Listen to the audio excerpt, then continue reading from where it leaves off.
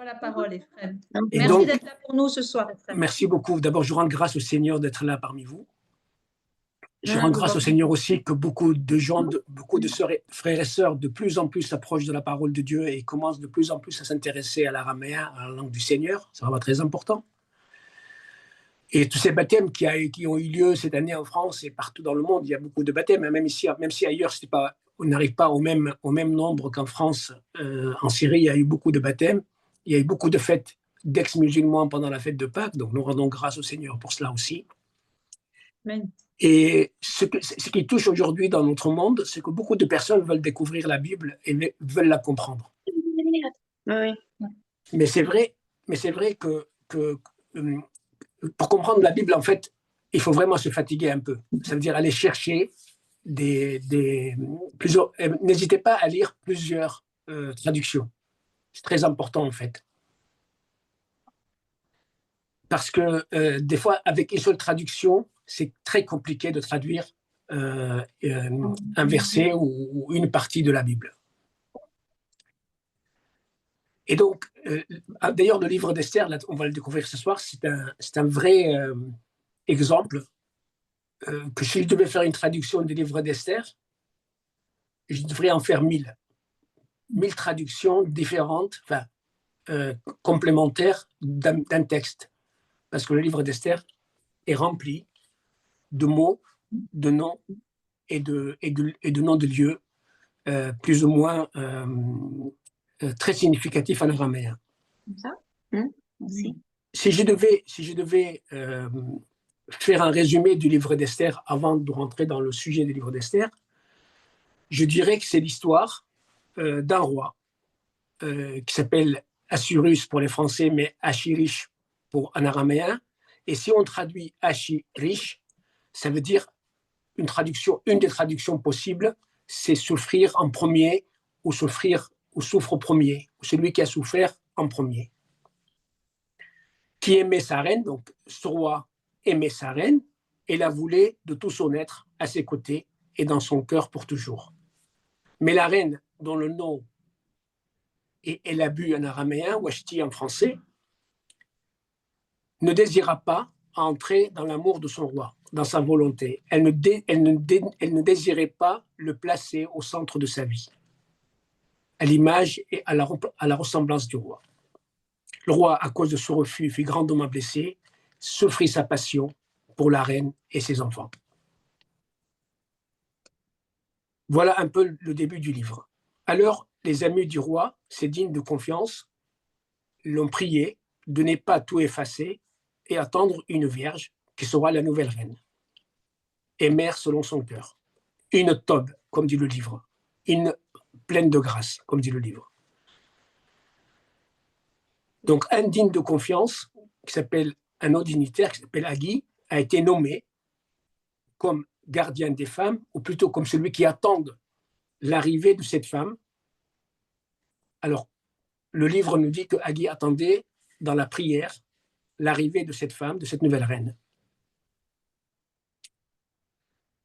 Donc, la nouvelle reine, elle s'appelle dans le livre Etz, donc, et une fois qu'elle devienne reine, elle s'appellera Esther. Alors, Etz, en araméen, veut dire contemplation. Donc, elle contemplait. Ça veut dire que c'était une reine qui contemplait dans son cœur son roi. Et une fois qu'elle est devenue reine, ben, elle a changé de prénom. Elle est devenue Esther, qui veut dire refuge caché du roi, ou refuge caché.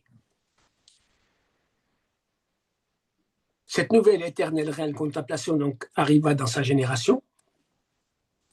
Alors, le livre va nous montrer qu'elle arrive assez tard dans le livre, donc moi je dirais dans son temps, et elle va très vite gagner le cœur du roi et devenir son refuge secret, son Esther. La reine dit oui au roi, s'installe dans le palais royal, elle reçoit la couronne de royauté, et les problèmes commencent très vite. Dans le livre, il y a des personnes qui veulent tuer le roi, notamment 2 personnes. Ils s'appellent Bactan et Trash. C'est 2 personnes qu'on peut traduire par oppresseurs et tyrans. deux dignitaires qui voulaient utiliser leur libre arbitre pour tuer le roi. Ces derniers furent démasqués et suspendus, et leur fonction fut confiée à deux autres. On pourra savoir tout à l'heure qui sont les deux autres qui ont pris la fonction. Mais quelqu'un un très haut gradé, qui s'appelle Aman, en araméen ça veut dire déviant, n'a pas aimé tout ce qui se passait autour du roi. Et il a voulu éliminer la reine. Mais la reine était bien protégée par le palais royal, et donc il est parti s'en prendre à sa lignée, à ses semblables. Mais heureusement, il n'a pas réussi, parce que quelques-uns de ses semblables ont tenu bon et ont résisté à la demande de Haman. Et vous allez voir comment ils ont résisté. Haman demandait à tout le monde de se mettre à genoux devant lui, et certains ont refusé de s'agenouiller devant le roi, devant Haman, pardon. Et donc Haman, il a demandé au roi plus d'autorité pour éliminer toutes les personnes qui résistaient à lui, particulièrement dans ce livre, les Juifs. Donc voilà un peu le résumé du livre. Myriam, je ne te vois pas. Oui.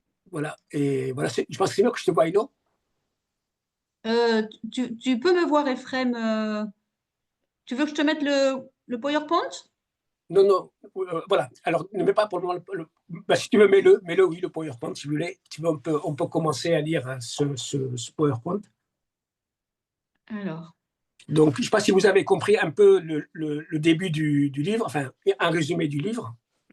Tu as fait un résumé et tu voulais nous présenter aussi la genèse du livre d'Esther. Voilà. Alors, le livre d'Esther était véhiculé à l'intérieur de la communauté juive depuis sa naissance. Nous ne savons pas quand, mais nous estimons qu'il est né aux alentours de l'an 510-515 avant notre Seigneur Jésus-Christ. Nous pensons qu'il est né là, dans la communauté juive. Donc, nous ne savons pas comment, mais en tout cas, il se transmettait de façon orale, de génération en génération, jusqu'à un moment donné où ils ont décidé de l'écrire. Et c'est lors de la compilation de l'Ancien Testament, il y a eu le Talmud nous dit qu'il y avait un comité de sages qui sont réunis sous la présidence du prophète Esdras, donc Ezra en araméen et en hébreu. Et à ce moment-là, certains ne voulaient pas qu'on mette le livre d'Esther dans le canon hébraïque, mais par miracle et par volonté divine, il fut ajouté comme 66e livre du canon hébraïque, comme un livre canonique. Saint Augustin attribue le livre, enfin son écriture, à Ezra, à Esdras, donc le prophète, et dit la même chose, il dit que ça a été miraculeux qu'on l'ait entre les mains. Donc ce livre, nous ne savons pas exactement si c'était écrit dès le début en araméen ou en hébreu, mais je pense qu'il y a beaucoup d'indices qui penchent vers l'araméen, particulièrement les noms des endroits, les noms des personnes, les noms des villes, tous ont des significations en araméen. Si vous allez fouiller sur Internet pour savoir ce que ça veut dire Esther, beaucoup vont dire que c'est Ashtar, la déesse de la vie ou de l'amour dans la mythologie mésopotamienne, mais en réalité, Esther en araméen vient du verbe star, du verbe caché, et donc Esther, ça veut dire refuge caché. C'est-à-dire elle a caché quelque chose.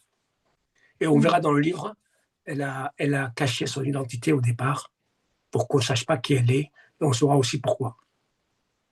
Donc en fait, nous ne savons pas si c'était en hébreu ou si c'était en araméen, mais je pense vraiment que c'était d'abord en araméen, et puis ça a été après traduit en hébreu, ou alors il fut écrit tout de suite dans les deux langues, sur des supports en papier, à cette époque-là. Donc en tout cas, le livre d'Esther, comme vous le savez, il fait quelques 9 chapitres et demi, il est très court, et il se trouve qu'il y a un deuxième livre qu'on appelle Esther 2, d'hétérocanonique, que Saint Jérôme additionne à la Bible canonique alors on l'appelle deutérocanonique, ça veut dire second canonique, et il a mis en Esther 2. Et les Araméens, lorsqu'ils l'ont traduit, et qu'est-ce qu'ils ont fait? Ils ont dit que ce deuxième livre n'existait pas en hébreu, ni en araméen, et nous l'avons traduit du grec vers l'araméen, et ils expliquent pourquoi. C'est la seule fois dans toute la Bible araméenne où on explique pourquoi un livre a été traduit du grec en araméen, parce qu'à leur époque, à l'époque de cette traduction, ils n'avaient pas d'écrit hébraïque ou araméen. Alors que les autres, ils en avaient beaucoup d'écrits araméens et hébreux. Donc la Bible araméenne est aussi ancienne que la Bible hébraïque. Voilà un peu l'histoire du livre d'Esther. Si on regarde ce livre, les premiers versets de ce livre, on va les lire ensemble, on va les lire entièrement, et après, je vais essayer de vous faire comprendre qui peut être ce roi Achirish. En fait, il faut savoir une chose, c'est que le nom du roi, moi dès que j'ai ouvert ce livre, consciemment, ça veut dire un jour où j'étais conscient de ce que je faisais, souvent j'ouvrais des livres, mais sans être conscient de ce que je faisais, c'était pour préparer justement une intervention, une conférence en 2019, et puis je suis tombé sur Achirish. Je l'avais déjà lu quand j'étais enfant ou quand j'étais adolescent, mais je ne m'étais plus plongé dans le livre d'Esther depuis. Et dès que j'ai ouvert Achirish, j'ai compris qu'Achirish voulait dire quelque chose d'autre qu'un roi, qu'un simple roi perse. Rien que son nom m'a tout de suite interpellé pour me dire qu'il dit quelque chose d'autre. Donc le livre commence comme ça. Il dit: il fut au jour d'Achirish, celui fils d'Achirish, qui gouverna de Oud jusqu'à Cush sur 120 provinces.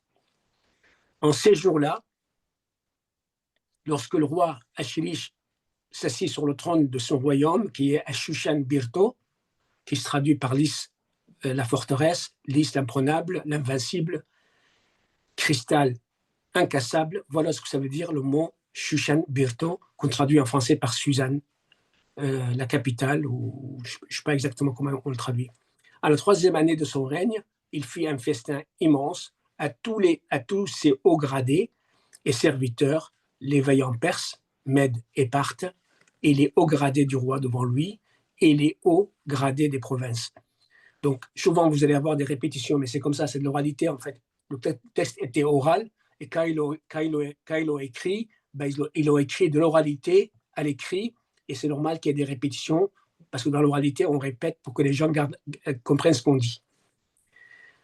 Alors il dévoila la profusion et la grandeur de son royaume, l'honneur de gloire de sa magnificence pendant d'abondants jours, 180 jours. Lorsque ces jours-ci furent accomplis, le roi fit pour toute la population qui se trouve à Lys la forteresse, du plus petit au plus grand, un festin de 7 jours dans la cour du jardin enclos du roi. Et après, il va donner des détails extraordinaires sur le festin extérieur, le festin de tout le monde. Il dit: des voiles de coton à franges ornés par des fils de lin et de pourpre liés à des anneaux d'argent furent accrochés sur la colonne de Chittim. Des trônes d'or et d'argent étaient posés sur un dallage d'albâtre avec des draps de lin et de soie. Il décrit ce qui se pratiquait, ce qui était fait par le roi pour la fête. On abreuvait, on donnait à boire avec des vases d'or. Les vases étaient distingués les uns des autres et le vin du royaume abondait à l'image de la grandeur du roi. Le festin était rituel, sans contrainte, car le roi de la sorte ordonnait à chaque responsable en sa maison de faire la volonté de chacun. Washti la reine fit aussi un banquet immense à toutes les femmes à l'intérieur du palais royal, du roi Achirish. Et au 3e jour, lorsque s'est exalté le cœur du roi par le vin, il ordonna à ses dignes de confiance, à Bezta, Rabuna, Bekta, Agupta, Tarash, Zassar, Karkash, les 7 dignitaires qui officient devant le roi Achirish, d'introduire Washti souveraine devant le roi avec la couronne de sa majesté pour montrer aux nations et aux hauts gradés sa beauté car jolie était son entrevue. Washti, la souveraine, n'accepta pas d'entrer dans l'oracle que le roi envoya pour elle par l'intermédiaire des fidèles. Le roi s'enflamma vraiment et son ardeur s'embrasait. Le roi dit au clairvoyant connaisseur des temps, car ainsi était sa loi, il parlait devant tous ceux qui connaissaient ses lois et ses décrets. Et à ceux proches de lui, Barnachai, Ashtar, Armouth, Ramous, Tarshish, Masrio, Moaken, les hauts gradés de Perse et de Médie qui siégeaient devant le roi, visibles devant lui par la porte du royaume. Parlaient, que convient-il de faire à la reine Washti pour ne pas avoir agi selon la parole du roi Ashirish, qui insuffla par l'intermédiaire des dignes de confiance. Moaken dit devant le roi et devant les hauts gradés, ce ne fut pas seulement sur le roi que Washti, la reine, eut du dédain, mais sur tous les hauts gradés et tous les peuples qui sont dans toutes les provinces du roi Ashirish. Lorsque cette nouvelle et son contenu tombera sur toutes les femmes, alors dans leurs yeux, elles mépriseront et prendront le dessus sur leurs hommes. Ils péroreront que le roi Ashirish a ordonné d'introduire Washti la reine devant lui, mais elle ne concéda pas. Et dès ce jour, les hauts gradés de Perse et Médie qui entendraient la réponse de la reine, des autres hauts gradés, diront tout est abaissement et colère. Si Juste, roi... Ephraim, juste, je vais rassurer tout le monde. Là, tu lis, mais tu vas commenter après. Hein. Ah oui, voilà. oui, je lis l'histoire après pour on peut être commenter. perdu hein, avec tout ce qui est écrit. D'accord. Après, je vais commenter, on prendra verset par verset après. Okay. Je veux qu'on absorbe le passage et après on regardera qu'est-ce que ça veut dire le passage. Très bien. Est-ce que tout le monde connaît le livre d'Esther? En général, on le connaît. Hein. Donc, ce n'est pas la peine de lire. On peut commenter tout de suite, tu penses? Qu'est-ce que vous... Alors, attendez, parce que moi, je ne vois pas. Vous connaissez tous le livre d'Esther? Vous pouvez ouvrir les micros et nous le dire? Oui, je connais. Oui. Ils connaissent. Ouais. Ils connaissent l'histoire, Ephraim. Oui. Bon, ok. En fait, je voulais juste que vous sachiez que pendant toute une période, il n'y a pas de mot juif qui apparaît, ni de personnage, on va dire, du peuple de Dieu. On a l'impression qu'il n'y a pas de personnage du peuple de Dieu qui apparaissent jusqu'au moitié, quasiment, du chapitre 2, où on va apparaître Mirtrai, Mardouché et Esther. Donc, je voulais vous montrer à quel point toute une partie du livre, tout un début du livre, Esther n'a pas, enfin, des Juifs n'apparaissent pas. Et c'est ça qui est étonnant, en fait, qui a étonné aussi le comité qui voulait mettre ce livre-là ou pas dans le canon, c'est que le livre parlait dans sa grosse première partie de païens. Et c'est à cause du fait que les Juifs avaient pris la pratique de fêter Purim, la fête du Purim, qui sont trouvés à peu près obligés de le faire. Donc voilà un peu ce que je voulais vous dire, c'est que j'aurais voulu lire jusqu'au bout, mais bon, c'est pas grave, parce que vous le connaissez, on va prendre après verset par verset. Et jusqu'au livre d'Esther, il faut savoir une chose, jusqu'au livre d'Esther, le mot juif ne désignait pas tous les juifs. Il désignait juste la tribu de Juda, de qui descendent les juifs. Et c'est à partir du livre d'Esther que le terme juif est devenu générique pour tous les juifs. Et ça a été installé comme terme générique pour tous les juifs. Ça aussi, il faut que vous le sachiez. Je ne sais pas si vous le saviez, mais en tout cas, c'est à cette époque-là que le terme juif est arrivé. Donc, lorsque nous, on ouvre ce livre, on a tendance à chercher qui est Assyrus, qui est le roi de ce long poème, parce qu'en araméen, il faut savoir, c'est vraiment un poème. Ce n'est pas seulement un écrit, mais c'est un poème très beau, ça veut dire c'est forme littérale. Donc, le premier verset de ce livre, comme vous voyez sous vos yeux, c'est marqué « Il fut au jour d'Achirish, celui fils d'Achirish, qui gouverna de Oud jusqu'à Cush sur 120 provinces. » Puisque vous connaissez le texte, en français, En français, ce n'est pas ça qu'on dit en réalité.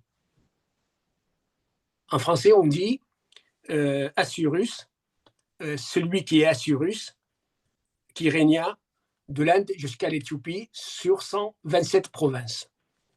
Et le texte araméen, lui, il dit 120 provinces. D'ailleurs, il a un accord avec Daniel, qui lui aussi parle de 120 provinces. Alors, qui est Assyrus? Qui est ce roi perse dont parle le livre d'Esther? Et qui fut donc cette lumineuse Esther, qui accepta quelque part d'épouser un étranger, mais au début, elle ne savait pas apparemment pourquoi elle le faisait. Elle a un peu obéi à son oncle. Mais on a l'impression qu'il y a une main divine, qu'il y a une main derrière ce mariage. Alors, qui est Assyrus? Franchement, si vous cherchez partout pour savoir qui est Assyrus, qui est Ashirish, vous ne trouverez pas qui est Ashirish. Il n'y a aucun roi perse qui correspondrait à ce roi Ashirish. Par contre, en araméen, Ashirish, Ashi, ça veut dire souffrir, et Rish, ça veut dire premier. Et donc, Ashirish serait souffre premier, celui qui a souffert en premier, et qui se trouve qu'il est aussi le fils d'un autre roi, qui lui aussi s'appelle Souffre en premier. Et ce Souffre en premier, fils, régna depuis Oud, donc depuis l'Inde, jusqu'à l'Éthiopie, jusqu'à Couche, qui est l'Éthiopie. Mais tous ces mots en araméen ont des significations. Et c'est ça qui fait la beauté de rentrer dans ce livre avec cette langue. En réalité, le mot, donc Ashirish, vous avez compris, souffre au premier. Donc, qui a souffert en premier du péché des hommes? Et qui est son fils? Dites-le si vous le savez. Dieu est le Christ. Et c'est marqué dans les proverbes, hein, le proverbe chapitre 4, verset 30. Dites-nous qui il est et quel est le nom de son fils. Et donc, souffre au premier, il régnait depuis Houd jusqu'à Cush. Houd en araméen a donné l'appellation juif. Le verbe Houd a donné Ihudaya, donc Judaya, qui est devenu juif. Donc, on a l'impression qu'il a régné depuis la judaïté, depuis l'époque judaïque, ou depuis le judaïsme, jusqu'à Cush. Il se trouve que Cush en araméen veut dire jusqu'à l'assemblée, jusqu'au rassemblement, jusqu'au nid. Mhm. Vous imaginez un peu ce que ça veut dire? Est-ce que vous avez une idée de ce que ça pourrait être? Oud, Cush. C'est depuis où des gens... Alors le mot Oud, il faut savoir que le mot Oud aussi, qu'est-ce que ça veut dire? Le mot Oud, ça veut dire orienté vers le Seigneur. Si je devais vous dire une plante qui pourrait être un Oud, donc un juif, une plante juive, ça serait le tournesol, qui est toujours tourné vers le soleil. Et le soleil de justice, c'est Dieu.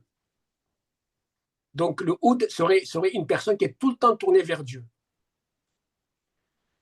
Et d'ailleurs, c'est Léa qui choisit le prénom de son fils Judas, et elle dit « Je loue le Seigneur et je le remercie ».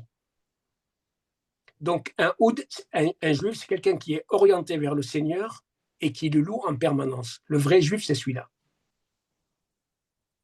Vous verrez tout à l'heure pourquoi Jésus, il dira dans l'Apocalypse à l'église de Philadelphie, ils se disent juifs, mais ils ne le sont pas. Parce qu'un juif doit être orienté vers le Seigneur, doit être tourné vers Yahvé, vers Dieu. C'est ça qui était sa mission. Les premiers qui se sont tournés vers Dieu, on verra tout à l'heure. D'abord, les premiers qui se sont tournés vers Dieu, c'est nos deux premiers parents, Adam et Ève, qui ont été détournés de Dieu. Donc, ils étaient au départ juifs à 100%, et il n'y avait pas besoin de Christ, en fait, puisqu'il n'y avait pas de péché. Ils étaient tout le temps des houds, désorientés vers Dieu. Ils étaient tout le temps avec Dieu, jusqu'à ce qu'il y en a un qui est venu et qui les a désorientés de Dieu, qui les a déroutés de Dieu. Et donc, ils sont devenus des errants. Et c'est pour ça les Juifs, ils remplissent un panier plein de fruits, et ils viennent au temple, et ils disent au prêtre, mon père était un araméen errant. Ouais. Ça veut dire qu'il était quelqu'un qui errait, mais depuis qu'il a trouvé le temple, et donc le vrai temple, c'est le Christ, ben, il n'est plus errant. C'est pour ça qu'il venait avec un panier de fruits. Le panier de fruits a des significations autres qu'un simple panier de fruits. Donc, on n'est plus errant quand on est orienté vers Dieu. Et il se trouve que le mot Houd veut dire orienté vers Dieu. Alors, qui s'est orienté vers Dieu après le péché originel? Le premier qui s'est orienté vers Dieu après le péché originel, c'est Abel. Il a fait une offrande qui plut à Dieu et il fut tué pour cela. Et après, le second qui s'est tourné vers Dieu et qui, grâce à lui, nous sommes là aujourd'hui, c'est Énoch, le petit-fils d'Adam, parce qu'il est écrit dans la Bible, à la naissance d'Énoch, on a commencé à proclamer le nom de l'Éternel, le nom du Seigneur. C'est-à-dire on s'est tourné de nouveau, on est devenu des Houds, on s'est tourné vers Dieu de nouveau. Et donc ce roi qui régna depuis Houd jusqu'à Cush, ça veut dire elle régna depuis le péché, depuis l'avant le péché originel, jusqu'à ce que les premiers hommes soient mis en route, jusqu'à l'arrivée de Achirish, son premier fils, pour faire son église, faire son rassemblement. Voilà ce que le premier chapitre, le premier verset de ce mot-là veut nous dire. S'il n'y avait que ce verset-là, tout seul, qui s'est libre d'Esther, n'avait que ce verset-là, déjà c'est suffisant pour dire c'est ça. Mais on verra au fur et à mesure que tous les versets vont confirmer que ce livre-là n'est pas seulement l'histoire d'un roi persan qui aurait épousé une juive et qui a eu cette histoire que nous connaissons. Donc, on va y aller au second verset. Je vais aller très vite parce qu'en fait, c'est tellement riche et c'est tellement dense. On va aller au second verset. Le second verset, il dit «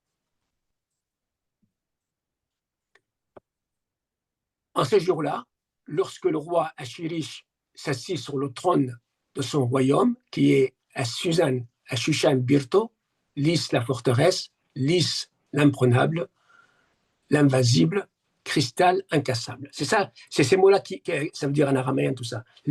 Shushan, Suz, en araméen veut dire lys, tout simplement lys, mais aussi cristal. Le mot chouchou et le mot la fleur ont la même racine, la même origine. Et qui est cristal, qui est incassable, mais ça, je vous laisse le plaisir de réfléchir qui a été imprenable et qui a permis à Achirish de siéger dans son royaume terrestre, évidemment, et depuis août jusqu'à Cush, sur 120 provinces.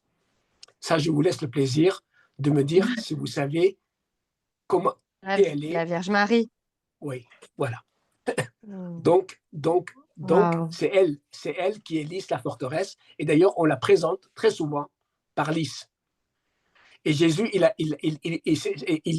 parle de cette fleur de lys dans l'Évangile en disant qu'elle était habillée plus que Salomon, dans toute sa gloire, dans toute sa sagesse, elle a reçu plus. Et évidemment, il ne parlait pas de la simple fleur, il parlait aussi d'autre chose pour les personnes qui voulaient aller plus loin que la simple fleur. En fait, un texte, il faut aller plus loin que le simple texte. C'est ça, en fait, l'idée. L'idée, c'est que des gens sont morts, beaucoup de gens sont morts pour que ce texte nous parvienne.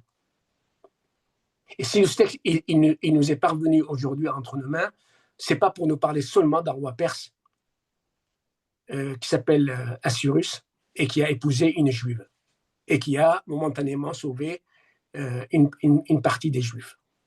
Mais il doit nous parler, s'il est parvenu jusqu'à nous, il doit aussi nous parler d'autre chose, de quelque chose, je dirais, beaucoup plus grandiose que ça. Et donc voilà, vous avez compris que Lys, l'imprenable, Lys, l'invincible, ou là où le souffre premier Achirish a trôné. D'ailleurs, le mot trôner et le mot utérus, trône et utérus en araméen, c'est la même chose.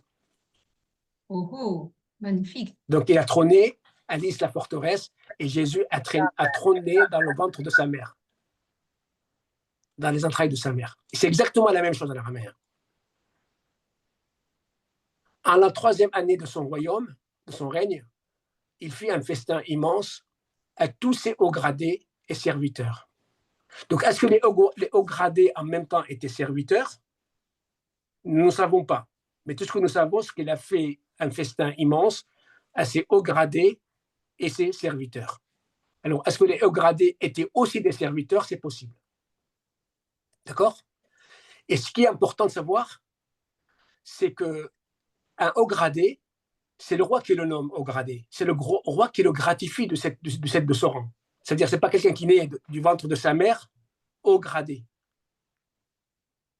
C'est le roi qui lui a donné le titre d'haut gradé. D'accord? Et qui le nomme sur une province. Alors, des hauts gradés autour de Jésus, autour de Achirish, le sophre premier, il y en avait quelques-uns. D'accord?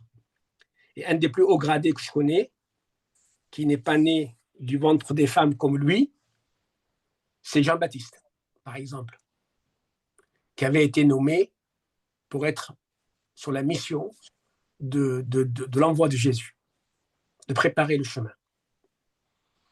Et donc, je reviens à ce texte. Donc, il dit comme ça, en la 3e année de son règne, donc on peut penser à la 30e année peut-être de son règne. Vous voyez, le mot année, c'est des périodes en fait. De son règne, il fit un festin immense à tous ses hauts gradés et serviteurs, veillant Perse, Mède et Parthe, et les hauts gradés du roi devant lui, et les hauts gradés des provinces. Ça vous parle, ça vous dit quoi? Ça vous dit quoi de 120 jours, 180 jours, un festin qui dure 180 jours? C'est énorme comme festin, non? Et si tous les hauts gradés sont à Chuchemburto, comment sont gouvernées les provinces? Vous ne trouvez pas ça un peu bizarre qu'il convoque tous les hauts gradés et il leur fait un festin de 180 jours? Voilà. Alors, je vais vous traduire chaque mot. Déjà, le mot perse en araméen, le mot perse en araméen, le mot mède en araméen, le mot parthe en araméen a des significations. Perse, ça veut dire étendre. Étendre le territoire. Mède, ça veut dire louer et rendre grâce. Et parthe, ça veut dire porter du fruit, faire du fruit. Qu'est-ce qu'il a fait, Jésus, pour ses disciples? Il leur a dit, étendez-vous dans le monde entier, enseignez et rendez grâce, et faites des enfants, faites des disciples. Vous voyez un peu l'idée? Et pourquoi 180 jours? Pourquoi pas 90? Pourquoi pas 200 jours? Pourquoi 180 jours exactement? Ça aussi, ça a une signification. En araméen, quand on parle de 180 jours, c'est le temps de passer de l'obscurité vers la lumière, de la période où le soleil brille moins à une période où le soleil brille plus, en fait. Mais c'est aussi le temps qu'il faut pour quelqu'un de passer de la gauche du Seigneur à sa droite. Il doit faire 180 degrés dans sa vie pour passer de gauche à droite. Magnifique. 1 degré par jour. Et donc, cette fête de 180 jours, c'est une fête générale pour tous ces. Donc, moi, je vois ça comme étant ses apôtres, ses disciples et toutes ces femmes qui étaient autour de Jésus pendant ces 3 ans d'enseignement. C'est la fête qu'a fait Achirish, sophre premier, lors de sa mission terrestre. Pour passer des ténèbres à la lumière. Hein? Pour passer des ténèbres à la lumière. Exactement. Donc là, il a fait son enseignement. Là, il a fait ce qu'on appelle tout ce qu'il faut pour que les gens comprennent. Parce qu'il marquait comme ça, il dit, à la 3e année de son règne, donc ce qu'il fait, alors il dévoila la profusion et la grandeur de son royaume. L'honneur et je vais lire je ne vois pas très bien dans mon portable. Je vais lire depuis mon texte. Mais lisez avec moi. Myriam, lis le verset 4, s'il te plaît. Alors, il dévoila la profusion et la grandeur de son royaume, l'honneur de gloire de sa magnificence, pendant d'abondants jours, 180 jours. Voilà. Est-ce que ça ne peut pas ressembler à Jésus? Il dévoila qui il était. Je suis le Fils de Dieu et le Fils de l'homme. Qu'il est immense, qu'il est grand, qu'il vient de près de chez le Père, qu'il est honorable et qu'il est glorieux. Est-ce que vous pensez qu'on parlait d'un roi terrestre? En la 3e année de son règne, il fit un festin immense à tous ses hauts gradés et serviteurs, vaillants Perses, Mèdes et Parthes, vaillants Perses, ceux qui vont étendre la parole, ceux qui vont louer le Seigneur dans tous les monastères du monde et dans toutes les églises du monde, et ceux qui vont porter du fruit, et les hauts gradés du roi devant lui, donc ce qui opère devant lui, et les hauts gradés des provinces. On verra tout à l'heure que ça veut dire aussi province. Alors il dévoila la profusion et la grandeur de son royaume, l'honneur de gloire de sa magnificence pendant d'abondants jours, 180 jours. 180 jours, c'est le temps qu'il faut pour quelqu'un de basculer de gauche à droite. Lorsque ces jours-ci furent accomplis, tout est accompli. Tout est accompli. Le roi fit pour toute la population qui se trouve à l'île la forteresse, du plus petit au plus grand, un festin de 7 jours dans la cour du jardin enclos du roi. Ça veut dire à l'extérieur, hors les murs, comme on dit. Un festin de 7 jours. Qui c'est qui peut me dire à quoi ça pourrait être ce festin de 7 jours qui a eu lieu hors les murs? Vous voulez que je vous le dise? Ouais, la création. C'est la création. Non, c'est depuis les rameaux jusqu'à la crucifixion. Et là, c'est pour tout le monde. Il y avait des gens devant, des gens derrière, des gens au milieu qui marchaient avec Jésus et qui disaient Hosanna au plus haut des cieux, Hosanna au fils de David, béni celui qui vient au nom du Seigneur. Ça renvoie aux 7 jours que Jésus va passer évidemment, ça peut renvoyer à plein d'autres choses, hein. Mais ça renvoie aussi aux 7 jours que Jésus va passer depuis l'entrée triomphale à Jérusalem le dimanche des rameaux jusqu'au vendredi de la crucifixion. Et là, il nous décrit que la fête était faite à l'extérieur. Et qu'est-ce qui s'est passé? C'est à l'extérieur que Jésus a fait la fête. C'est à l'extérieur tout a eu lieu dans le jardin du roi. Et même les femmes ont été voir Jésus dans le jardin le jour de la résurrection. Et ce jardin renvoie au jardin d'Éden, dans lequel Dieu faisait la fête avec les hommes. Mais à l'époque, il le faisait sans avoir besoin de tout ce qu'on va voir après. Et après, on en a eu besoin de cette fête-là, qui est un peu différente de la fête qui était prévue avant le péché originel. Qu'est-ce qu'il dit? Il dit des voiles de coton à franges ornées par des fils de lin et de pourpre liés à des anneaux d'argent furent accrochés sur la colonne de Chétim. Des trônes d'or et d'argent étaient posés sur un dallage d'albâtre avec des draps de lin et de soie. On abreuvait avec des vases d'or. Les vases étaient distingués les uns des autres et le vin du royaume abondait à l'image de la grandeur du roi. Donc, toutes ces cérémonies, ça ne vous fait pas penser au sacrement de l'Église, au baptême, et que le vin, c'est le festin de l'agneau? Vous voyez un peu l'idée? Donc, il donne des explications. Le coton, ça renvoie au baptême, et chaque élément décrit ici, ça renvoie à un sacrement de l'Église. Et donc, le coton en araméen, il se trouve que le coton en araméen s'appelle Omar Koubé. Omar Koubé, ça veut dire vit dans les épines. D'ailleurs, le coton, on le prend des épines. Et donc, pour dire que malgré votre baptême, vous restez encore dans les épines et dans les combats. Il dit aussi que le festin était rituel, codé, réglé, sans contrainte, car le roi de la sorte ordonnait à chaque responsable en sa maison de faire la volonté de chacun. Donc, on devait respecter le libre arbitre de chacun. On ne devait forcer personne à venir à la fête s'il n'avait pas envie. Et s'il n'avait pas envie de boire, on ne le forçait pas à boire. Voilà un peu, est-ce que vous pensez que c'est plausible ce que je vous raconte ou c'est pas plausible? C'est tiré par les cheveux. Ah. On va avoir la suite, donc on va être davantage éclairé. Voilà. Donc voilà, on a fini la fête de 7 jours. Alors, on n'est pas encore au 7e jour, on est pratiquement au 7e jour, mais aussi pendant ces 7 jours, Washti, la souveraine, a fait une fête. Washti la reine fait aussi un banquet immense à toutes les femmes à l'intérieur du palais royal du roi Achirish. Donc là où le roi faisait, lui, son banquet, son festin à l'extérieur, elle l'a fait à l'intérieur.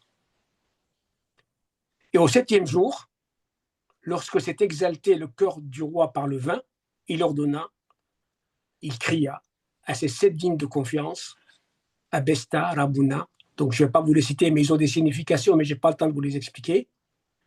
Donc les 7 dignitaires qui officient devant le roi, Achirish, d'introduire Washti souveraine devant le roi, avec la couronne de sa majesté pour montrer aux nations et au gradé sa beauté, car jolie était son entrevue. Donc quand on la regardait, on était heureux de la regarder. On était très heureux de la regarder. Mais Washti, la souveraine, n'accepta pas d'entrer dans l'oracle que le roi envoya pour elle par l'intermédiaire des fidèles. Le roi s'enflamma vraiment et son ardeur s'embrasait. Ça vous fait penser à quoi? Washti, qui est Washti? Est-ce que c'est les pharisiens qui veulent pas participer Alors Washti, ça peut être, voilà, Washti, ça peut être Adam et Ève, d'accord, qui n'ont pas accepté d'entrer dans l'oracle du roi, et vous connaissez toute la conséquence de leur refus. Donc ça, c'est le péché, premier péché originel. Et il y a un second péché qui est aussi grand que le premier, qui est commis par une autre Washti ou d'autres Washti. C'est exactement ce qui ont fait une fête intramuros et qui ont comploté contre le roi et qui l'ont amené, qui l'ont livré à Pilate et à Hérode. Et ils ont refusé d'entrer dans l'oracle du roi. Ils ont refusé de suivre le roi. Et le roi sur la croix, il a dit j'ai soif. Il a crié, allez les chercher. Qu'est-ce qu'ils sont venus lui dire? Ils lui ont dit si tu es le Fils de Dieu, descends, on croit en toi. Mais ce n'est pas ça qu'ils voulaient. Parce que descendre et croire en lui, ce n'est pas ça. Sinon, il aurait fait des miracles beaucoup plus grands pour qu'ils croient en lui. C'était que le peuple juif. Et oui, c'est qu'ils n'ont pas cru en Jésus. C'est la Jérusalem, en fait, qui n'a pas cru en Jésus. Qui n'a pas cru en Jésus. C'est pour ça qu'il lui dit Jérusalem, Jérusalem. Combien de fois j'ai voulu rassembler tes enfants, comme une poule qui rassemble ses poussins, tu n'as pas voulu. Voici ta maison tu seras laissée en ruine jusqu'à ce que tu dises béni soit celui qui vient au nom du Seigneur. Alors ces femmes qui étaient avec Washti, qu'est-ce qu'elles sont devenues? Ces femmes avec Washti, une partie est allée sur le chemin du roi souffrant, vers le Golgotha. Et qu'est-ce qu'il leur dit Jésus? Femmes, ne pleurez pas sur moi. Pleurez sur vos enfants. Si ils ont fait ça avec l'arbre vert, qu'est-ce qu'ils feront avec l'arbre sec? Ou alors les femmes étaient au pied de la croix avec Jésus. Et ces mêmes femmes qui étaient avec Washti sont parties au tombeau. C'est pour ça que beaucoup de femmes sont annoncées pendant le trajet de Jésus, pour faire écho à ces femmes-là qui étaient avec Washti. Évidemment, ce n'est pas que des femmes qui étaient avec Washti, hein. C'était des femmes et des hommes. Mais le texte, comme Washti est féminine, ben, ils ont mis autour de Washti le terme femme. Mais en réalité, en araméen et en hébreu, les 3 lettres N-H-A se lit Néché, mais elle peut dire aussi homme. Homme sans distinction. Donc en fait, c'est pour vous dire, le fait que Washti au temple, donc le second péché, moi j'appelle ça un second péché équivalent au premier, c'est parce qu'une partie de Jérusalem a refusé son Christ qu'on est aujourd'hui qu'on est là encore. Ouais. Si toute toute Jérusalem avait accepté Jésus, on n'aurait pas été là.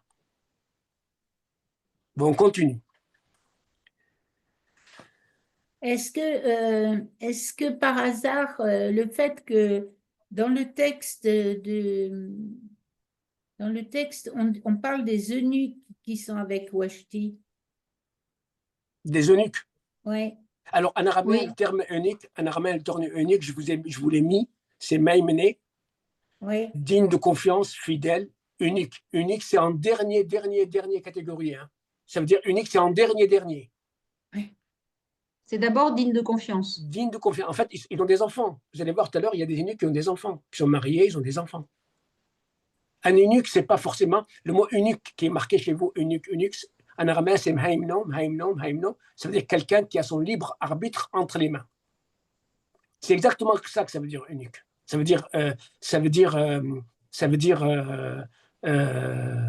mhaimno. Qui croit, qui est fidèle, qui a son libre arbitre entre les mains et qui l'utilise. C'est pour ça que Jésus il dit il y en a des eunuques qui sont nés du ventre de leur mère unique. Donc, c'est tous qui sont nés immaculés du ventre de leur mère. Donc, il y en a 3.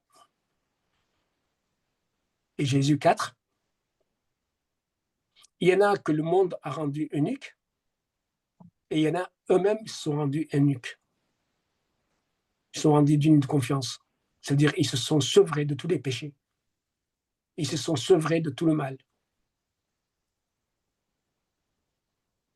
Le mot haïmno, c'est ça que ça veut dire en fait. Qui ont tout abandonné et qui ont suivi Jésus.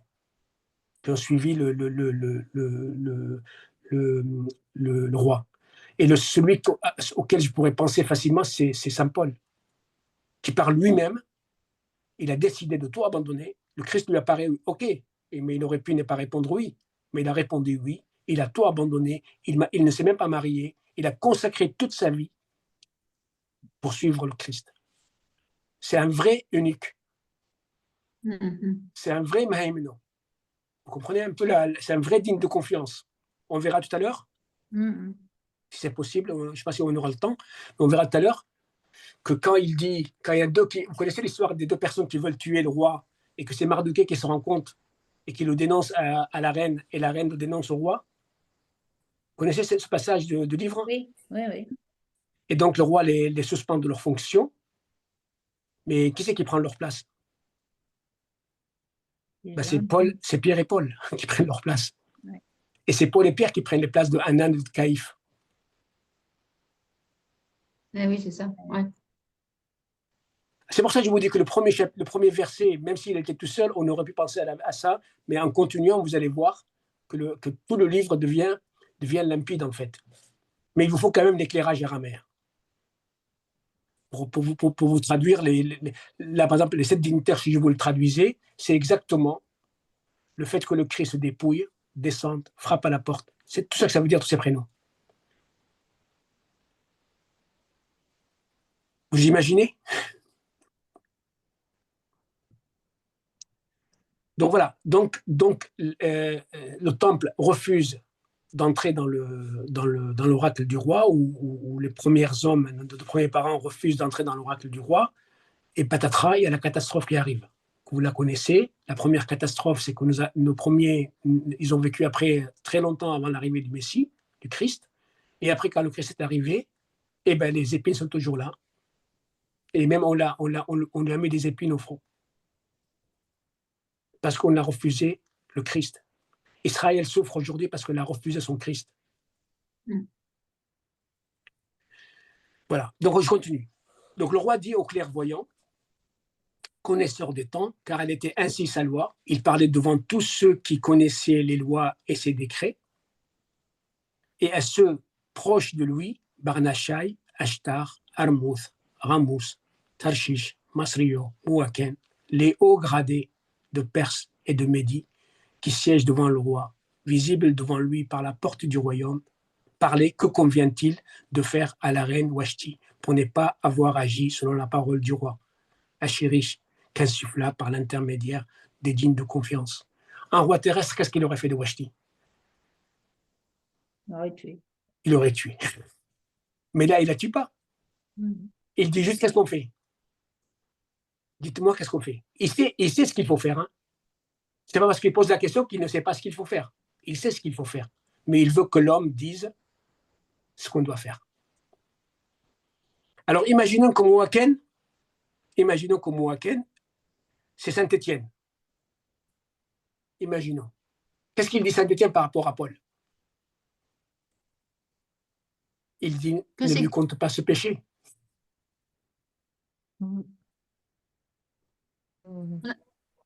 Il le libère de la faute pour qu'il puisse avoir sa fonction après.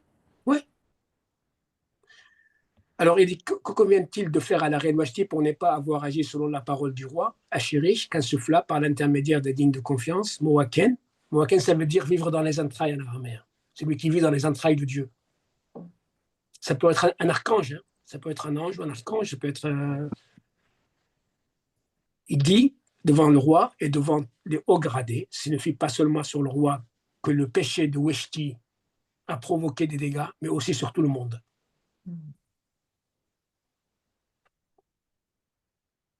Lorsque cette nouvelle et son contenu tombera sur toutes les femmes et leurs descendants, alors, dans leurs yeux, ils mépriseront et prendront le dessus sur leur homme et péreront que le roi Achérish a ordonné d'introduire Vashti la reine devant lui, mais elle ne concéda pas. Et dès ce jour, les hauts gradés de Perse et de Médie, qui entendraient la réponse de la reine, des autres hauts gradés diront tout est abaissement et colère. Vous savez, il y a une phrase dans Isaïe, Isaïe 64, verset 8, où il est écrit « L'un dit à son compagnon, ne la détruis pas, car en elle, il y a la bénédiction. » Ertotifo, en araméen, comme ça, Ertitifo, Mishkahkyo, Azroul, Karmo, comme une graine qui se trouve dans une grappe d'une vigne, donc de beaucoup de vignes, enfin dans une grande vigne. Dans une grande vigne, il n'y a qu'une seule grappe, et dans cette grappe, il n'y a qu'une seule graine de raisin. Vous imaginez ça? Une énorme vigne, il y a seulement une grappe, et dans la grappe, il y a une graine. Et l'un dit à son compagnon, ne la détruis pas, parce que c'est en elle qu'il y a la bénédiction. Qui est cette graine? En qui il y a la bénédiction? Le Christ. C'est le Christ et Marie. Marie qui dira oui et qui permettra à ce que toute la vigne reprend vie.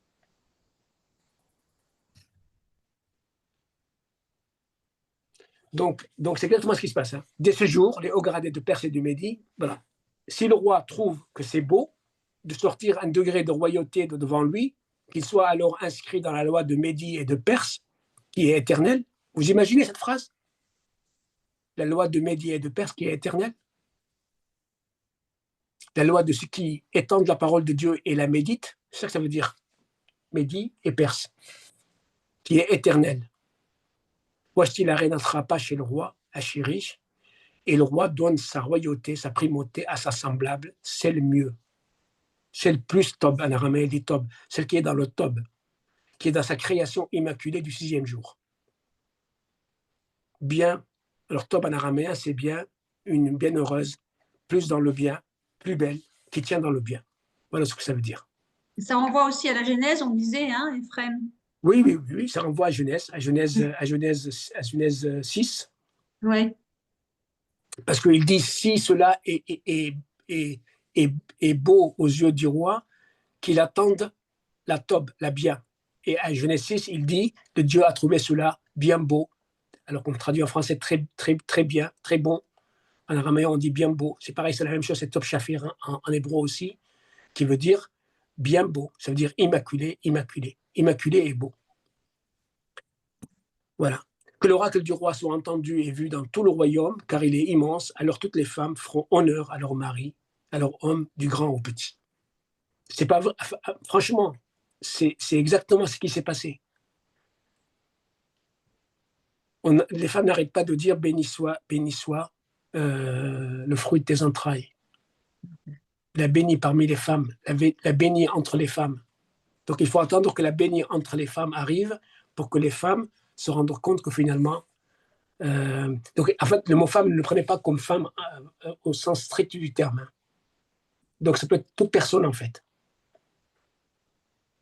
Pour que les personnes se rendent compte qu'il y a une possibilité de salut et qu'il n'y a pas besoin de mépriser les uns les autres, et on va tous y arriver ensemble.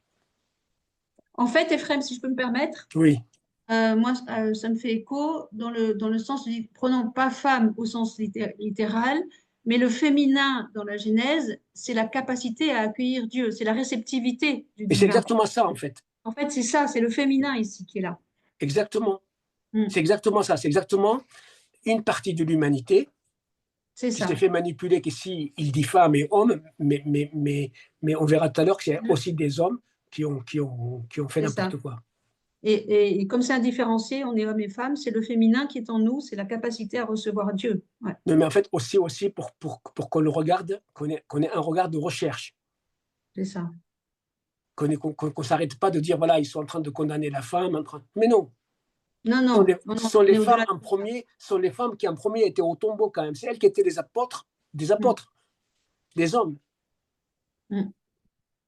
Des femmes allaient au tombeau pour questionner le pourquoi du comment, et ils ont eu la réponse du pourquoi du comment.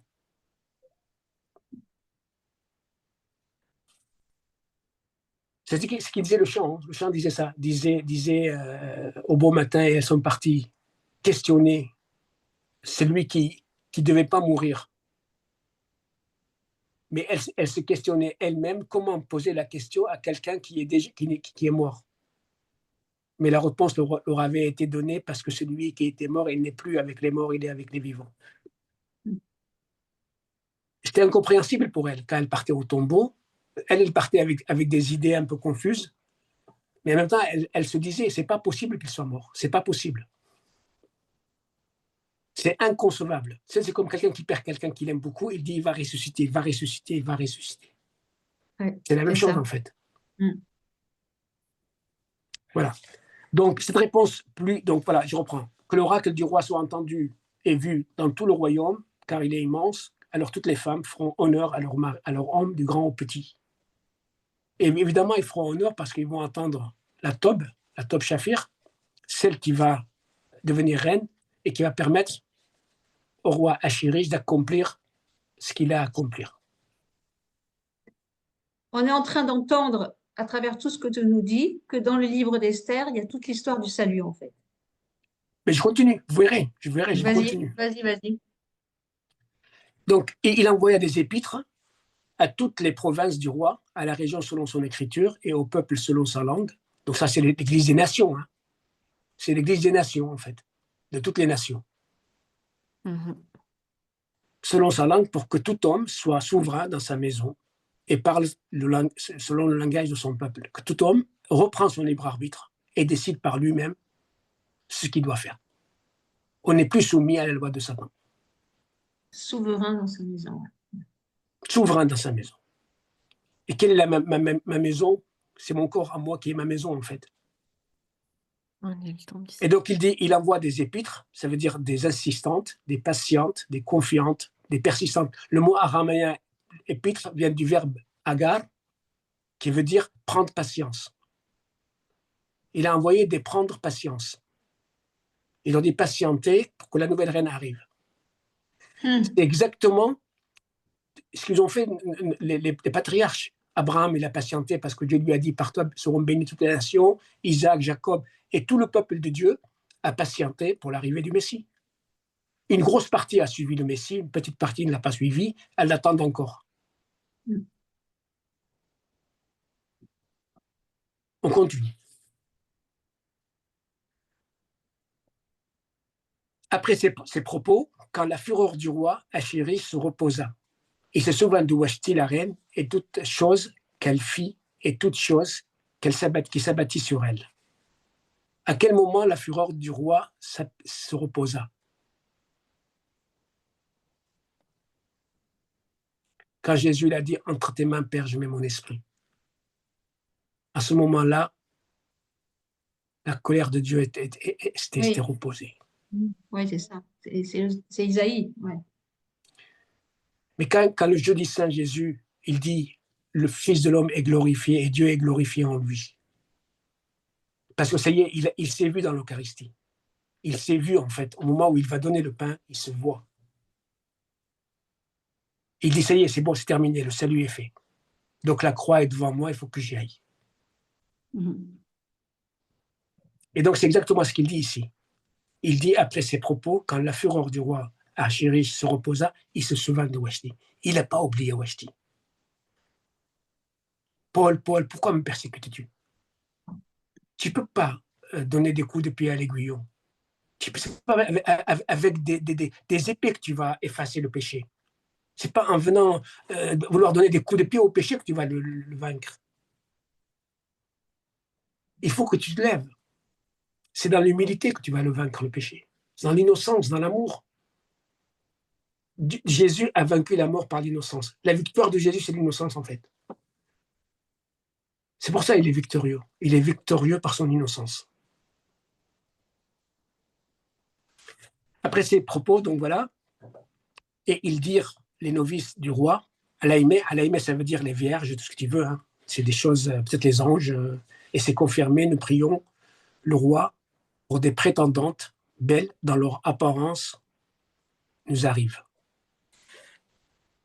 Que le roi ordonne à toutes les provinces que les jeunettes ou les jeunes filles pures, belles par leur vue, soient réunies dans la maison des femmes chez Agui, le digne de confiance. C'est lui qui attend depuis toujours l'arrivée des femmes pour avoir la top Shafir, celle qui aura le titre de la reine des peuples, des femmes lesquelles statuera sur leur rang. Quand Gabriel rentre chez Marie, qu'est-ce qu'il lui dit? Il dit, je te salue Marie, pleine de Tob. Tob. Partout il y a Tob. Et Gabriel lui dit plein de Tob, plein de bien.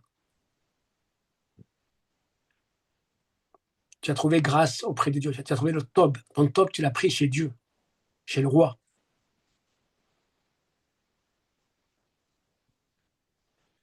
Donc après on le lira. Après on lira ce passage sur Marie, si vous voulez. Et la prétendante qui resplendira devant le roi régnera à la place de Washti. Et la parole, donc Melchon en araméen, ça veut dire le verbe, s'est fait chair, plus aux yeux du roi, et il fit de la sorte.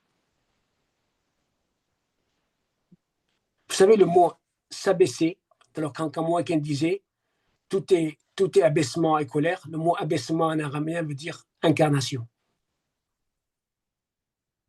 Il s'est incarné, il s'est abaissé. Il s'est incarné. Dieu, le créateur de l'univers, il était incarné pour nous sauver. Il est devenu homme pour nous sauver. Il a quitté son rang de Dieu pour prendre le rang des hommes. C'est-à-dire, quel amour, mais quel amour. Même les anges étaient surpris et étonnés. Donc voilà. Et la prétendante qui resplendira devant le roi régnera à la place de Washti, et la parole plus aux yeux du roi, et il fit de la sorte. Et un juif existait à Lys, la forteresse, son nom Mirtraï, fils de Yaïr, fils de Shami, fils de Kish, du sceptre de Benjamin. Ça vous dit quoi, ça? C'est-à-dire quelqu'un qui est resté tourné vers Dieu, malgré tous les péchés qui existaient là-bas. Malgré tous les péchés du monde, il est resté fidèle à sa conduite, orienté vers Dieu, tourné vers Dieu, loué Dieu. C'est ça que ça veut dire juif, en fait. Et un homme tourné vers Dieu, orienté vers Dieu, malgré le tohu-bohu, malgré tout ce qui existait à Lys, la forteresse, son nom Mirtraï, purifié par le sacrifice, fils de Yaïr, fils de Shami, fils de Kish, ça veut dire il est fils du Saint-Esprit, fils de Jésus, de la parole, il est fils de l'Église, du sceptre de Benjamin. Ça parle d'un moment, ça parle évidemment de tous les disciples qui ont suivi Jésus et qui ont été jusqu'à la croix avec lui, particulièrement les femmes. Et il parle aussi des temps futurs dans lesquels des hommes tiendront bon face au mal qui s'abattra sur eux. Et ils ne plieront pas genoux à Baal, à Satan. C'est ça que ça renvoie à ça, en fait. Il fut enlevé de Jérusalem, donc Orichlem, de la ville de la paix, avec la déportation de Yukania, roi des Juifs, roi des qui sont orientés vers Dieu, opéré par Nabucodonosor, roi de Babylone. Donc vous voyez Babylone à la pécheresse dans l'Apocalypse. Celui qui élevait Etz, contemplation, qui est Estir, fille de son bien-aimé, car elle n'avait ni père ni mère. Qui c'est qui n'avait ni père ni mère? C'est Melchisedec. Ouais. Donc c'est le mystère de Melchisedec, ça c'est le mystère d'Esther en fait. En fait, moi j'ai la conviction, j'ai toujours eu cette conviction, depuis petit j'ai eu cette conviction, que parce que Marie n'est pas très citée dans les évangiles, elle a demandé à Dieu, elle-même, elle a dit à Dieu, je ne veux pas apparaître. Je veux que mon fils apparaisse, je veux que Jésus apparaisse, je veux que le roi apparaisse. Moi, je veux être derrière. C'est pour ça, comment s'appelle, les femmes bibliques comme Sarah, comme Rebecca, avaient par intuition, elles ressemblaient à Marie. Elles appelaient Abraham mon Seigneur, elle appelait Sarah. Marie appelait Jésus mon Seigneur. Donc comment apparaître quand le Seigneur est là? Comment apparaître quand le soleil est là? Quelle étoile pourra apparaître quand le soleil est là? Quelle lune pourrait apparaître quand le soleil est là? Et donc, en fait, Dieu n'a pas voulu qu'elle reste sans qu'on parle d'elle, donc il lui a fait un livre pour elle. Il s'appelle Esther.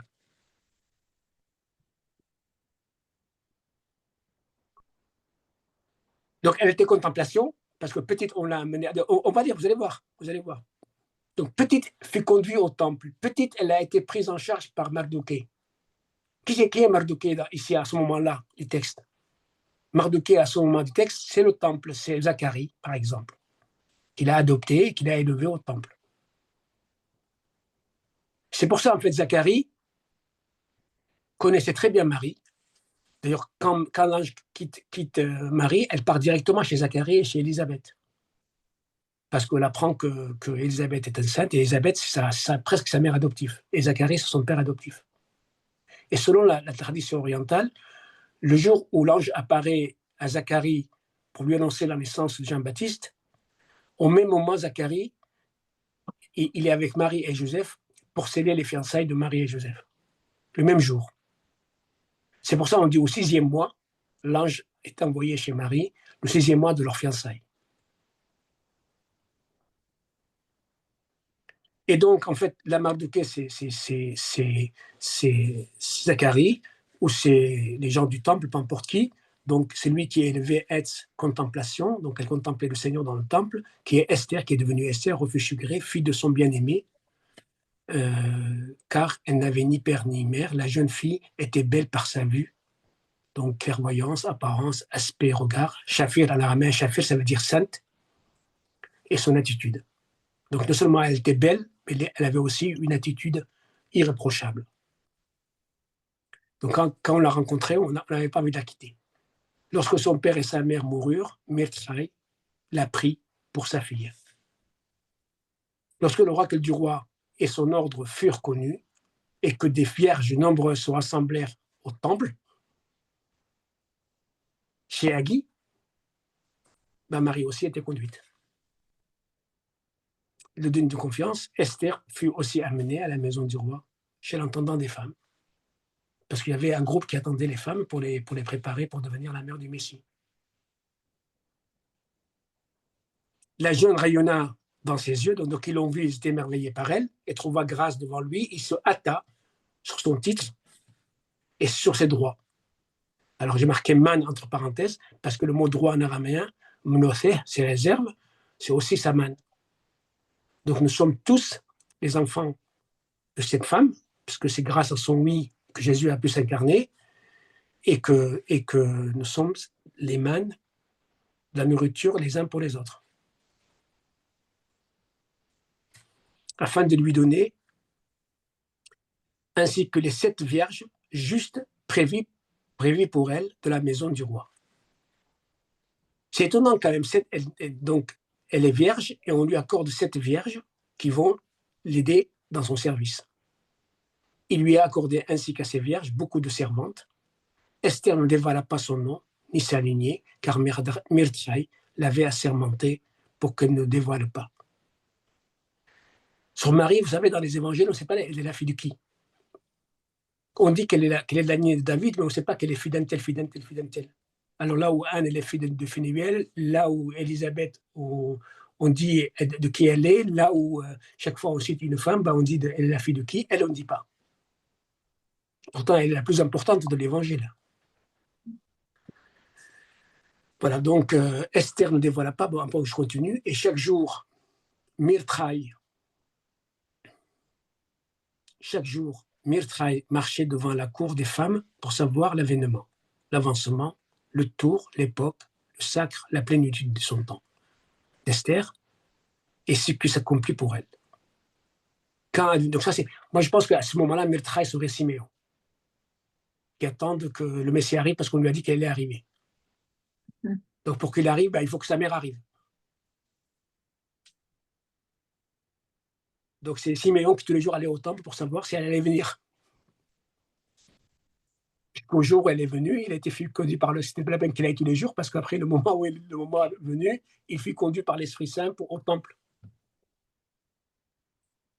Et il lui a dit, un épée traversera ton cœur parce que tu portes le roi souffrant dans tes mains.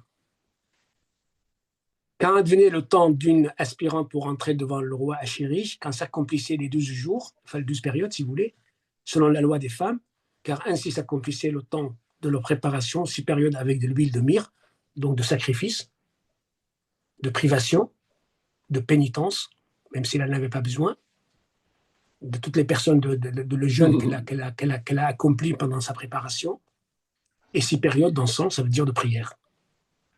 Elle a passé son temps dans l'humilité et la prière. Et tout cela était pour l'éclat des femmes. Plus une femme passe son temps dans le sacrifice et dans la prière, plus elle aura des éclats et des miracles dans sa vie. Ainsi, entre la jeune fille devant le roi et tout ce qu'elle exprime, tout ce qu'elle demande, il lui est accordé. Et elle l'amène avec elle depuis la demeure des femmes jusqu'à la demeure des rois. C'est quand même étonnant, ce texte, qu'elle amène quelque chose avec elle depuis la demeure des femmes jusqu'à la demeure du roi. Ça devrait être le contraire, parce que chez le roi, il va y avoir plein de choses. Qu'est-ce qu'elle amène avec elle là-bas, chez le roi? Toutes les prières, tous les besoins qu'elle a. Elle va aller rencontrer le roi des rois, elle en a des besoins, des choses à lui demander. Donc elle amène avec elle, depuis la maison des femmes, toutes les prières des femmes pour aller chez le roi, pour les déposer devant le roi. Combien de fois on dit prie pour moi, prie pour moi, prie pour moi. C'est ce qu'il dit le texte, hein. Il dit alors, ainsi, entre la jeune et tout ce qu'elle exprime, elle l'amène avec elle, depuis la maison des femmes jusqu'à la demeure du roi, jusqu'à l'endroit où on demande à une personne, va prier pour moi. Au soir, elle entre et au matin, elle retourne à la demeure des femmes par l'entremise de Shen-Gash-Kshir, digne confiance du roi, gardien des compatissantes. Alors, Shen-Gash-Kshir, en araméen, ça veut dire celui qui fait le pont. Celui qui fait le pont? Celui qui fait le pont. Celui qui fait le pont entre la femme et Dieu. Et donc, ça pourrait renvoyer à l'ange Gabriel qui est descendu faire le pont.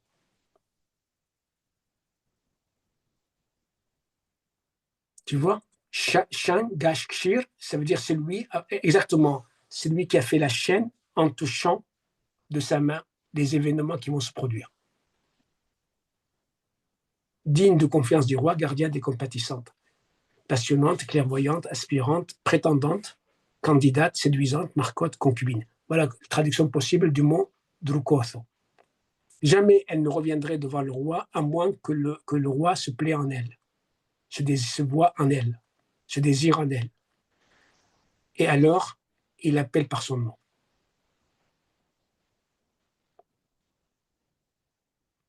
Et lorsque est advenu le temps d'Esther, fille d'Abi Haïl. Alors là aussi, c'est étonnant. Refuge caché, fille, celle qui dit mon père est le Tout-Puissant. C'est quand même étonnant qu'elle s'appelle fille d'Abi Haïl. Abi, ça veut dire mon père. Et Haïl, ça veut dire puissant. Le bien-aimé de Merdchaï, celle qu'il a pris pour lui comme fille. Alors là, il répète parce que c'est de l'oralité. Hein. Ça se prouve que le texte est oral. Toutes ces répétitions parce que le texte est oral. S'il y a une preuve que le texte est oral, c'est celui-là. C'est d'avoir toutes ces répétitions parce que l'histoire se raconte en fait.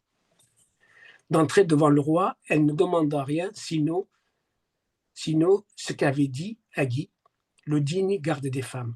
Esther fut une merveille aux yeux de tous ce qui la voyaient. Et Esther entra devant le roi Achirish, dans la suite du roi, au 12e mois, qui est le mois de Canoun, nouveau, donc dans une nouvelle existence, en l'année 4 de son règne. Erbi'oyo, le mot Erbi'oyo, le mot 4, veut dire aussi en araméen, à l'année où il va s'incarner. Parce que le mot Orba, ça veut dire s'incarner. Ça veut dire trôner sur un tronc, dans le ventre, un garçon dans le ventre de sa main, c'est Rba. C'est-à-dire il trône dans le ventre de sa mère. Et le roi aima Esther purement, plus que toutes les femmes. Elle l'a pris, donc c'est pour sa pureté en fait qu'elle a été choisie. Elle a pris compassion devant lui par rapport à toutes les vierges, et elle accepta la couronne de royauté sur sa tête, et elle régna à la place de Washti. Ça veut dire elle a dit oui, et elle l'a régné à la place de Washti. Et le roi fit un festin immense pour tous ses éminences et ses serviteurs. Il fit un festin pour Esther et un repos pour les provinces.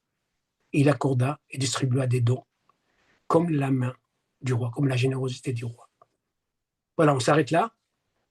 On peut aller plus loin, hein, mais on s'arrête là. Et donc, je vais maintenant lire avec vous le passage de l'ange Gabriel avec Marie, le 6e jour. Et vous allez voir que Marie ne demande rien sauf tout ce que l'ange lui dit.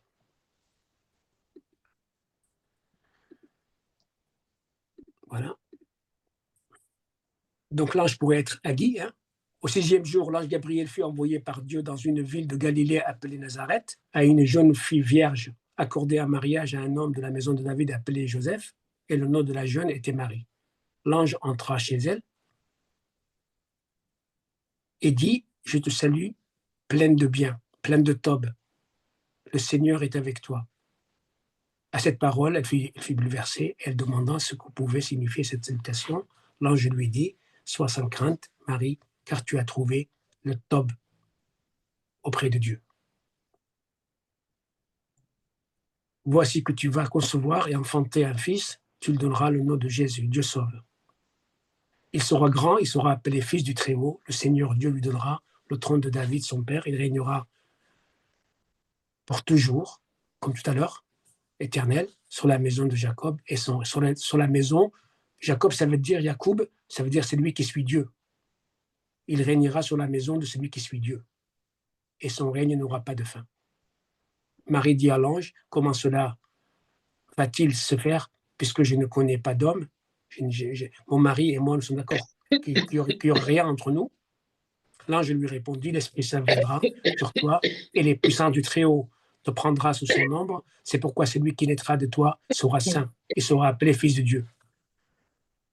Or voici, dans sa vieillesse, Élisabeth, ta parente, a conçu, et elle aussi un fils, et en est au 6e jour, alors qu'on l'appela la femme stérile, car rien n'est impossible à Dieu.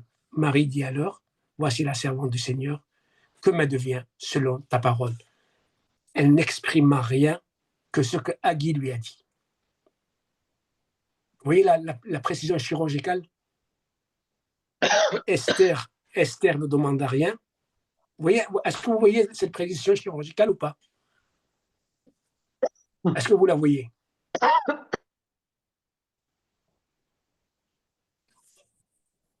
Myriam, tu es là? Oui, c'est fou, c'est fou. Oui, ben on est tous en suspension un peu, hein, parce que ça, voilà, Ça fait des liens. Esther n'a rien demandé que ce que Haggai lui a dit. C'est pas là ce qu'il dit le texte d'Esther. Est-ce qu'il le texte de Luc, il dit que Marie n'a rien demandé que ce que l'ange lui a dit.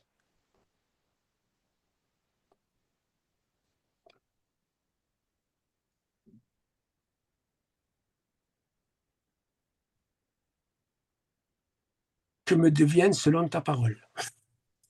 Je veux rien d'autre. Que ta parole. Tout ce que tu m'as dit là, je le prends uniquement. Je n'exprime rien d'autre. Que Yeshua vient, Dieu sauve vient. Et après, moi, je ne suis plus utile. Et pourtant, Dieu sait comment elle est utile encore.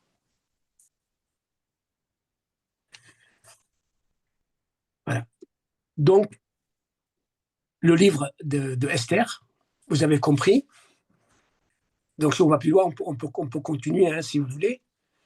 Mais voilà, là, je vous ai donné un aperçu de 1 pour 1000 de l'étendue de ce qu'il y a dans le livre d'Esther. Ça fait 6 ans que je suis dedans. 6 ans que je suis dans ce livre et j'en sors pas. Et chaque fois que je vais à la messe, je vois plein de textes qui vont avec dans le livre. Sans arrêt, je suis émerveillé parce que, en fait, le livre d'Esther, c'est un résumé de la Bible, de toute l'histoire des hommes avec Dieu.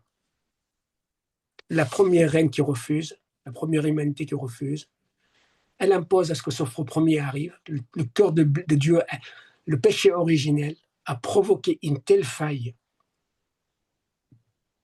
dans la relation de Dieu avec les hommes, ça a été catastrophique. Et Jésus arrive pour justement réouvrir cette relation avec Dieu, ce cœur à cœur avec Dieu. Nous avons un cœur à cœur avec Dieu, en fait, grâce au oui de Marie, grâce au oui de Esther.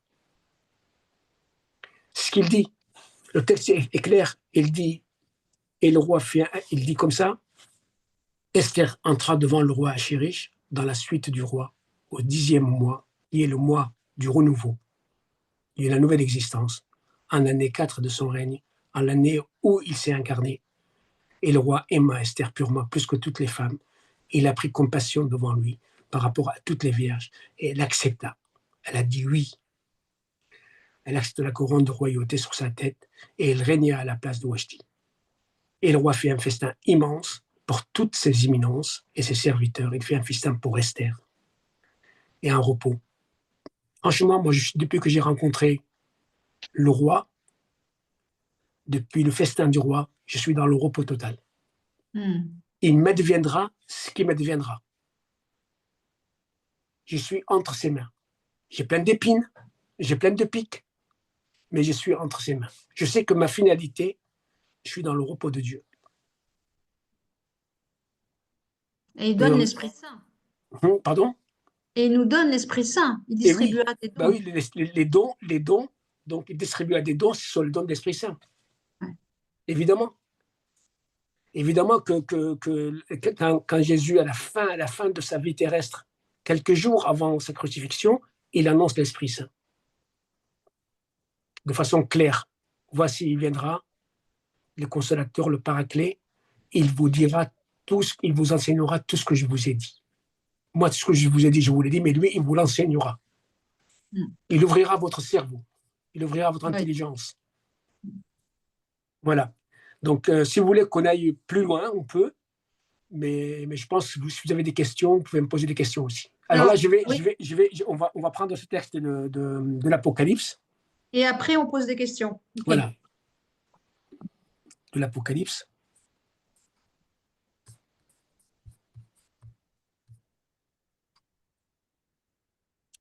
Alors, en fait, pourquoi j'ai pris ce texte d'Apocalypse? Parce qu'en fait, c'est exactement le résumé du résumé de la Bible. Donc, le résumé du résumé d'Esther. Parce qu'en fait, le mot juif, ça veut dire quelqu'un qui est tourné vers Dieu et qui le loue. C'est pas moi qui le dis, hein. Ça, c'est l'araméen qui le dit, le Mordo qui le dit, mais aussi c'est marqué clairement comme ça dans la Genèse. Et donc, lorsque nous regardons ce passage j'arrive pas à lire avec mes yeux sur le texte ici, à l'ange de l'Église. Qui est Voilà, à l'ange de l'Église de Philadelphie, ainsi Oui. parle le Saint, le véritable, celui qui détient les clés de David, donc du bien-aimé, hein, parce que là tout à l'heure il disait aussi la fille de son bien-aimé. David, ça veut dire bien-aimé, hein, en araméen et en hébreu. Les clés du bien-aimé, celui qui ouvre et nul ne fermera, celui qui ferme et nul ne ouvrira. Je connais ton œuvre, voici que j'ai mis devant toi une porte ouverte que nul ne peut fermer, car sans avoir beaucoup de force, tu as gardé ma parole et tu n'as pas renié mon nom. Voici que je vais te donner des gens de la synagogue, de l'assemblée de Satan, qui se disent juifs et ne le sont pas. Ils mentent. Parce qu'en fait, juif, ça veut dire louer l'Éternel. Donc si un jour quelqu'un te dit je suis juif, tu lui dis c'est vrai, tu loues l'Éternel en permanence. C'est ça un juif. Un juif, c'est celui qui loue l'Éternel. C'est un Houda. Un Houda, c'est celui qui est tourné vers Dieu qui le loue. Est-ce que tu fais ça, mon frère? Ça pourrait être un sujet de conversion aussi. Ouais, ils mentent, voici que je leur ferai, ils viendront et se prosterneront à tes pieds, alors ils connaîtront que moi je t'ai aimé. Et en fait, c'est exactement ce qui se passe avec Aman. Aman, il se prosterne devant la reine Esther pour qu'elle ait grâce pour lui. C'est vrai, ouais. Puisque tu as gardé mon appel à persévérer, moi aussi, je te garderai de l'épreuve qui va venir sur toute la terre, la planète, pour éprouver les habitants de la terre. Je viens sans tarder. Tiens fermement ce que tu as pour que personne ne prenne ta couronne, ton libre arbitre. Du vainqueur, je ferai une colonne au sanctuaire de mon Dieu. Il n'aura plus jamais à en sortir.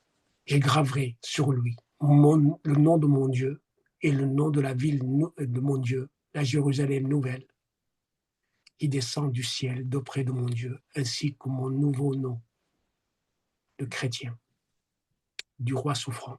Celui qui a les oreilles, qu'il entende ce que l'Esprit dit aux églises. Voilà, frères et sœurs, une petite introduction sur le livre d'Esther. Alors, après cette petite introduction, je vais arrêter le partage et puis on va poser des questions.